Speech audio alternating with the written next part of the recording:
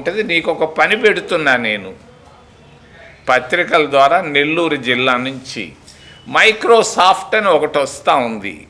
ఆయన ఎవరో కాదు, మనకు తెలిసిన అధికారి కొడుకు యుగంధర్ అని ఆయన కొడుకు. కేఆర్ వేణుగోపాల్ అని ఒక ఐఏఎస్ ఆఫీసర్ ఉండేవాడు. కేఆర్ వేణుగోపాల్ అల్లుడు. ఆయన అనుకుంటే దాదాపుగా 10 లక్షల కోట్ల రూపాయలు పెట్టుబడులు భారతదేశంలో పెట్టబోతున్నాడు.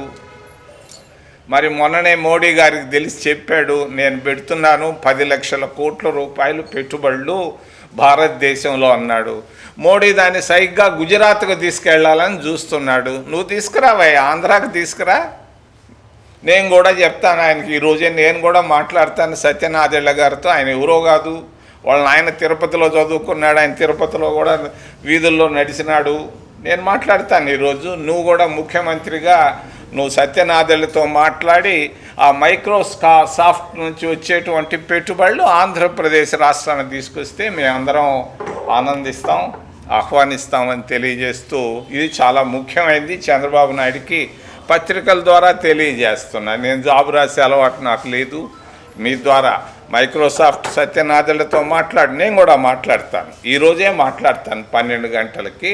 తప్పనిసరిగా ఆ మైక్రోసాఫ్ట్ నిధులు గుజరాత్ పోకుండా ఆంధ్రప్రదేశ్కు తీసుకొని వస్తే చాలా బాగుంటుందని తెలియజేస్తూ, ఆంధ్రప్రదేశ్ రాష్ట్రంలో మైక్రోసాఫ్ట్ నువ్వు ఆంధ్రావాడివి, తప్పనిసరిగా ఇక్కడ పెట్టాలని చెప్పి నేను చంద్రబాబు నాయుడు మీరు కూడా తీవ్రంగా ప్రయత్నం చేసి మోడీ దాన్ని తీసుకెళ్లాలని చూస్తున్నట్ట.